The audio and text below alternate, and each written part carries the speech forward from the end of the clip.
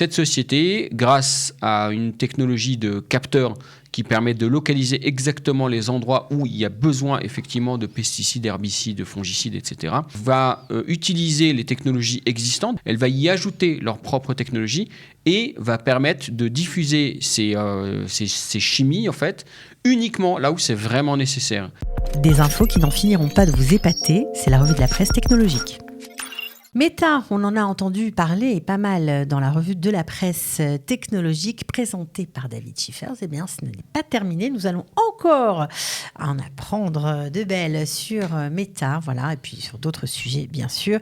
David Schiffers, bonjour et bienvenue. Bonjour Cathy. Spécialiste de la cybersécurité, vous travaillez chez Medacom et vous adorez éplucher les nouvelles technologies. Alors, que se passe-t-il avec Meta ? Apparemment, tout le monde n'est pas le bienvenu sur ce serveur, si on peut dire ça comme ça. Oui, dans l'environnement Meta, donc Facebook, Instagram, WhatsApp, les réseaux sociaux, les principaux réseaux sociaux, il y a effectivement une exclusion qui a été faite pour cette société qualifiée de société de cyberespionnage. Quand vous dites exclusion, en clair, bloqués. Ils ont été bannis, bloqués. Ces 7 sociétés ont été bloquées. Qu'est-ce qu'elles tous font, leurs ces comptes sociétés ont été bloqués. Ils avaient des centaines de comptes, des comptes fictifs. Ils font quoi ?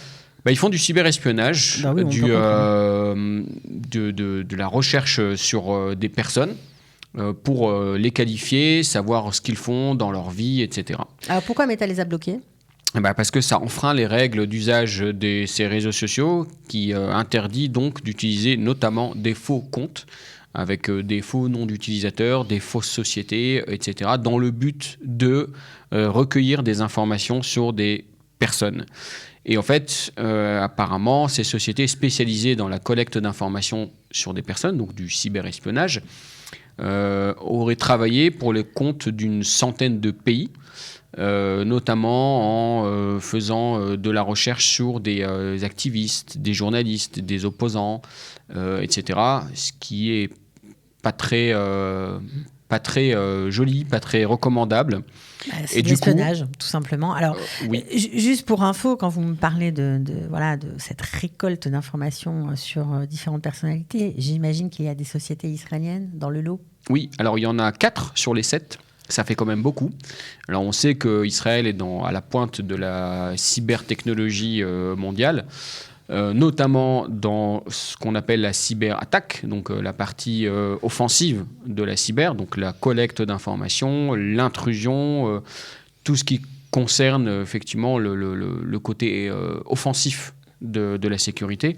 Et ces 4 sociétés-là ont effectivement été épinglées par Facebook, ou Meta plutôt, et tous leurs comptes ont été bannis. Apparemment, ils auraient espionné plus de 50 000 personnes. Toutes ces sociétés, ces 7 sociétés-là.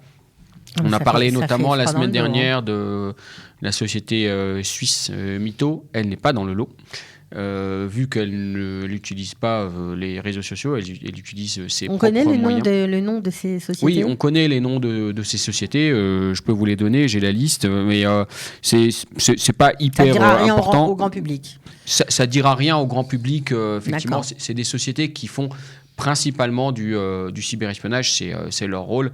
On a beaucoup parlé ces derniers temps de NSO avec leur fameux Pegasus, qui eux vont un cran plus loin. Ils font vraiment de l'intrusion logicielle, ils font vraiment de l'exploitation technologique, pas seulement de la collecte d'informations disponibles dans les réseaux sociaux.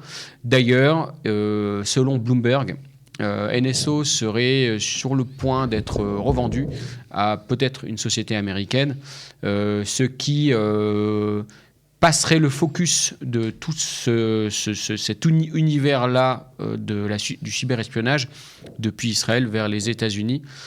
Je ne sais pas si ça va changer quelque chose, mais ça fera plus propre de ce côté de la Méditerranée. Bon, en tout cas, on n'a pas fini d'entendre parler. Décidément, c'est vraiment le sujet, le cyberespionnage, avec beaucoup de ramifications différentes. Bon, en tout cas, au milieu de tout ça, on a une bonne nouvelle qui nous réjouit, franchement. C'est la société Green Eye.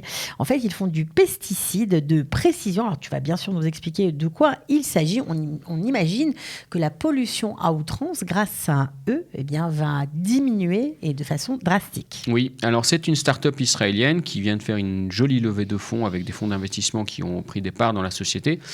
Et elle est spécialisée effectivement dans le pesticide de précision. C'est-à-dire qu'aujourd'hui, lorsque des agriculteurs veulent mettre des pesticides, des herbicides, des fongicides sur leurs champs pour éviter les mauvaises herbes ou les nuisibles en tout genre, eh bien, ils aspergent tout le champ. Ce qui est d'abord pas nécessaire, et deuxièmement très gourmand en ressources, et troisièmement hyper polluant. Donc cette société, grâce à une technologie de capteur qui permet de localiser exactement les endroits où il y a besoin effectivement de pesticides, herbicides, fongicides, etc., eh bien, va utiliser les technologies existantes, donc les machines existantes, elle va y ajouter leur propre technologie et va permettre de diffuser ces chimies, en fait, uniquement là où c'est vraiment nécessaire. Et selon la société Greeneye... Ça va vraiment protéger les sols, et surtout les nappes, les nappes souterraines. Et nous, du coup, bien sûr. L'eau, l'alimentation, etc.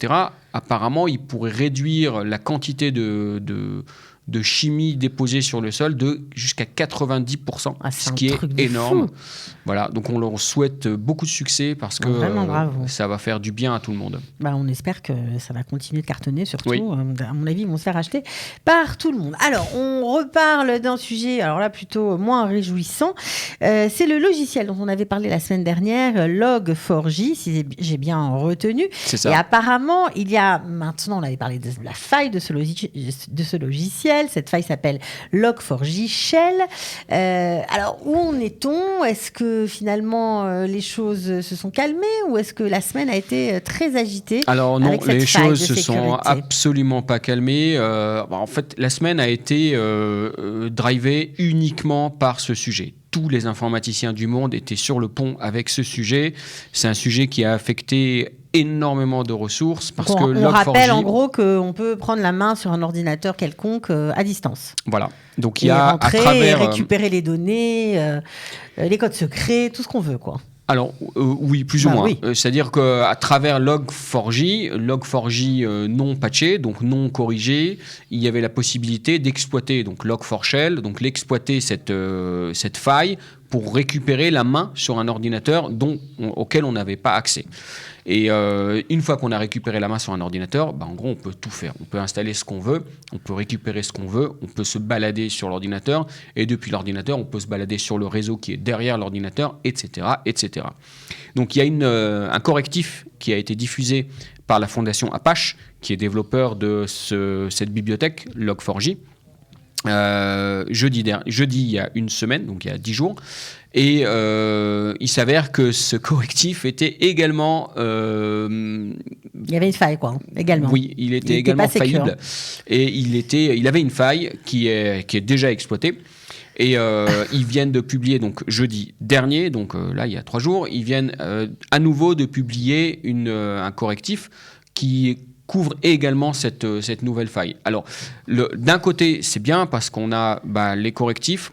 De l'autre, le problème, c'est que c'est devenu tellement public et tellement connu, cette faille, que tout le monde, tous les hackers débutants, essayent de l'exploiter et de faire des dégâts avec.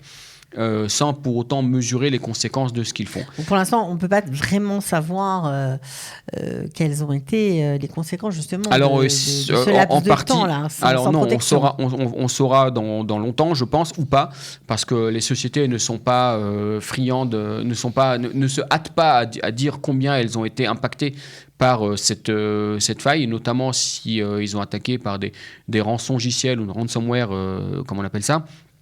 Mais Microsoft a confirmé qu'il y a déjà des ransomware qui circulent basés sur cette exploitation-là de la faille Log4Shell, du logiciel Log4j. Donc surtout ne pas payer. Ah oui, surtout ne pas payer et surtout, dès que possible, installer le patch, installer le correctif.